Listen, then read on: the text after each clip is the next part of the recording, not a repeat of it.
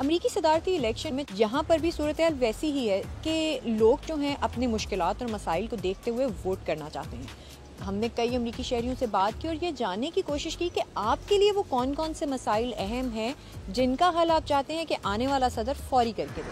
بہت سے امریکی شہریوں کا یہ بھی کہنا ہے کہ ان کے لیے غزہ میں جاری جنگ خاصی اہمیت کی حامل ہوتی ہے. وہ چاہتے ہیں کہ آنے والا صدر اس مسئلے کو سب سے پہلے حل کرے.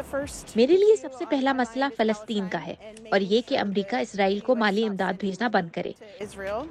امریکہ اسرائیل کو فنڈ کر رہا ہے اور اسرائیل اسے بغیر کسی وجہ کے مسلمانوں کو مارنے کے لیے استعمال کر رہا ہے.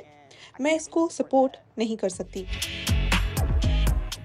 انفلیشن خاصا بڑا مسئلہ ہے. بہت سے لوگ چاہتے ہیں کہ سب سے پہلے مہنگائی کو کم کیا جائے تاکہ عام روزمرہ کی چیزیں لوگوں کے لیے سستی کی جا سکیں. معیشت اور مہنگائی ایک بڑا مسئلہ ہے. چیزوں کی قیمتیں بہت زیادہ ہو گئی ہیں.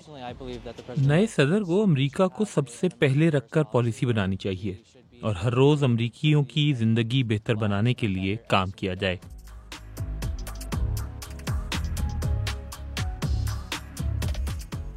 امریکہ میں بارڈرز کو سیکیور کرنے کے ساتھ ساتھ انلیگل امیگرینٹس کے حوالے سے کلیئر پالیسی دی جائے اور ان کو ایڈریس کیا جائے. سو امیگریشن کے حوالے سے بہت سے لوگ بات کر رہے ہیں کہ ہمارے بارڈر کنٹرول بہتر ہونے چاہیے. بارڈر سیکیور ہونے چاہیے اور مہنگائی پر قابو پانا چاہیے. یہ یقیناً کافی مشکل کام ہے. بے گھر افراد کی رہائش اور نوکریوں کی دستیابی کے مسائل حل کرنے کی ضرورت ہے. کچھ لوگوں کے لیے امریکہ کا ایجوکیشن سسٹم اور ہیلتھ کیئر سسٹم اس میں بہت زیادہ بہتری لانے کی ضرورت ہے. سب سے پہلے جن افراد کی آمدن کم ہے یا جو خرچ نہیں اٹھا سکتے ان کے لیے صحت کی سہولیات. اور دوسرا جرائم. شہر میں جرائم کی تعداد بڑھتی جا رہی ہے.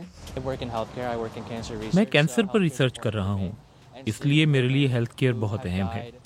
میں ان خواتین کی زچگی کے دوران اموات ہوتے ہوئے دیکھتا ہوں جن کی ٹرمینل پریگننسیز ہوتی ہیں اور ابارشن نہ کروا پانے کی وجہ سے ان کی جان چلی جاتی ہے. ان الیکشن سے کافی ڈر بھی لگ رہا ہے کیونکہ نتائج کے بارے میں کوئی کچھ نہیں کہہ سکتا.